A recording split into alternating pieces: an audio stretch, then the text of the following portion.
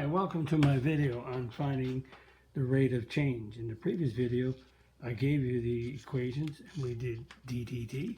Now we're going to come up with the equation to find the rate of change. It just helps us do the advanced word problems that we're going to do. Find the rate of change in, number one, the perimeter of a square whose side is s centimeters and the time is in hours. So we have a square, and the square has all right angles, and we can say that all sides are equal, so all sides are s. So the perimeter of a square is P equals 4s. That's the formula. We want to find the rate of change of its perimeter, so that's d dt, so d dt on the p, derivative of p is 1, so it's d p dt, and the d dt on 4s, derivative of 4s is 4, and it's ds dt. So that's the rate of change of the perimeter in relation to its side. So number 2, what's the rate of change in the area of a square whose size is 5s? Whose side is s feet and time is in seconds. So it's the same here, but we got to do the area. So we have a square, so the area of a square is length times width, which is s times s, so it's s squared. And the dt on the a is dA dt, and d dt of s squared is 2s ds dt. And again, just to emphasize here, since this is perimeter is the side, so that's centimeters in relation to time is in hours, so centimeters per hour. And the area is, side is feet, so it's feet squared in terms of s for seconds. So that's area in terms of the number of seconds, and this is the length in centimeters in terms of hours. Number 3, the area of a rectangle whose length is L centimeters, whose width is W centimeters, and the time is in hours. So the area of a rectangle is length times width, and so we do dt in terms of area, so it's dA dt. Now we have L and W, so that's like F and G product. So we do the derivative of L, so the derivative of L is 1, so dL dt times W. And that's the derivative of F times G. Now it's F, which is L, times the derivative of the W. So that's derivative of W is 1, so it's dW dt. And again, both of these are, it's an area, so its area is centimeters squared, and the rate is over time, which is hours, so square centimeters per hour. That's the rate of change of the area. Number 4, we have the surface area of a rectangular box.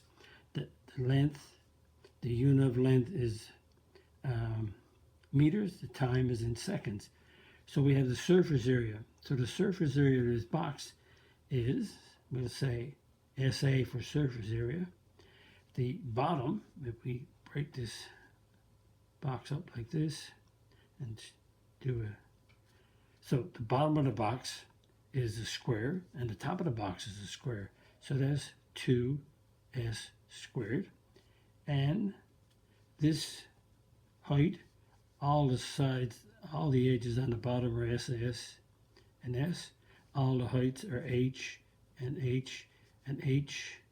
So that means the bottom and the top are squares and the sides are rectangles. So there's 4 of them, so it's 4SH. So that's the formula for the surface area of this rectangular box. and we want to find the rate of change in the surface area. So d, surface area is SA dt, and 2s squared, so the derivative of 2s squared is 2 times 2 is 4s, and it's ds dt, because remember you're doing d dt on the s, so you do the derivative as if this was an x, and then you go ds dt plus, now we have a product here, this is f and g, so we do the derivative of 4s, which is 4 ds dt times h plus 4s, derivative of h is 1, and it's dh dt.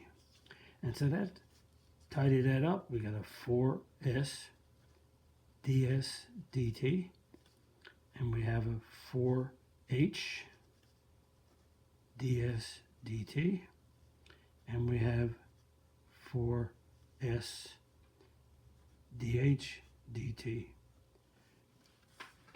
So that's the surface area of this box. And notice we can't get a value. We're just expressing the rate of change in terms of how the sides are changing. And let's go on to a couple of more problems. Again, different ones. Find the rate of change in the volume of a right cylinder in relation to its height. If the diameter is 6 times its height and the units are in inches, and I forgot for a second here. Let's go back. Sorry. Let's go back to the previous one. And this is surface area. So the units are, so this is area is square meters and time is in seconds.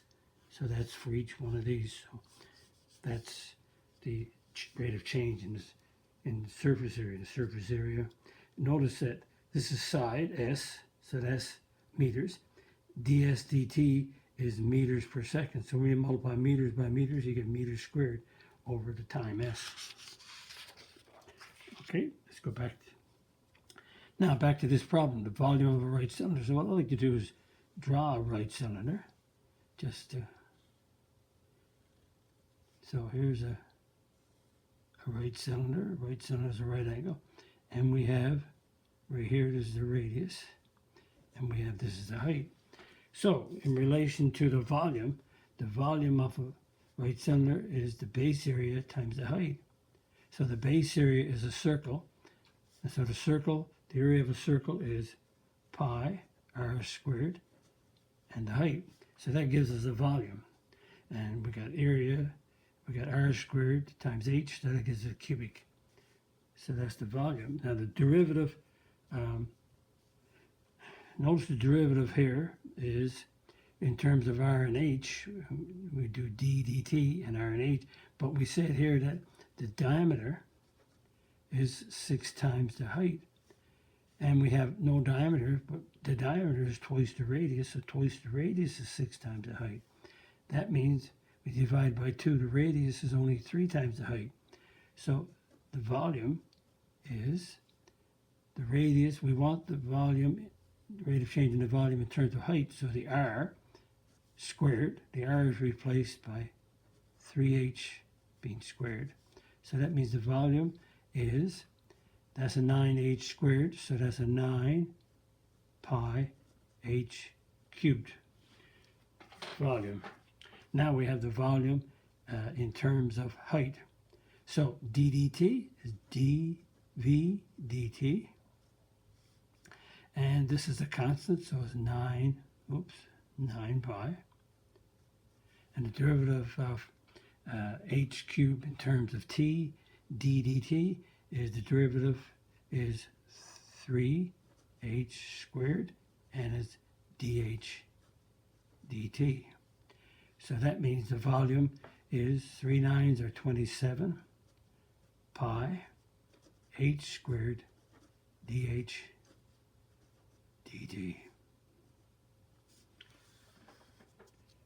So again, I like to, and just to make sure, again, this is height squared, so that's an area, and this is height, so that's the unit is inches, so it's inches cubed over the time, which is in hours. So hours is h. So volume is h squared, that's 2 units, times h.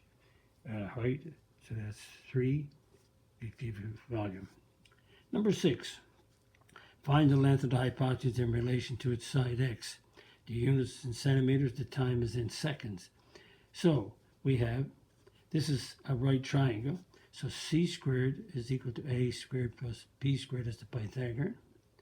And h, hypotenuse is h. A is 4x and b is 2x. Could be either or, but you can switch these around, but the same answer. So h squared is equal to 16x squared plus 4x squared. So h squared is equal to 20x squared when we add it all up. Now we needed the rate of change in the length of the hypotenuse in terms of x. So we have h in terms of x, so we do the derivative. So d dt on h squared is 2h dh dt, and d dt on the 20x squared, 20 times 2 is 40x, and it's dx dt. And now we're trying to find the rate of change in the length of the hypotenuse, which is dh dt. So we divide by 2h on each side. So it gives us dh dt. That cancels out. We get 40 divided by 2 is 20. X over h and dx dt. And that's the length of the hypotenuse. So notice x is length, which is centimeters. This is height in centimeters. They cancel out. So this is centimeters here. And the time is in seconds s. So that's the dh dt. That's the length of the hypotenuse changing in terms of x. And that brings us to the end of this video. And again, like all my rest, hopefully you help you understand. If you like my video, click the like button, click the subscribe button. Visit my math website, www.mathfullyexplained.com, to find more information about me, my videos, and the content. This is the content on my YouTube channel called Math Fully Explained, just one word. Thank you for viewing my video. Hope the video helped you. Bye-bye.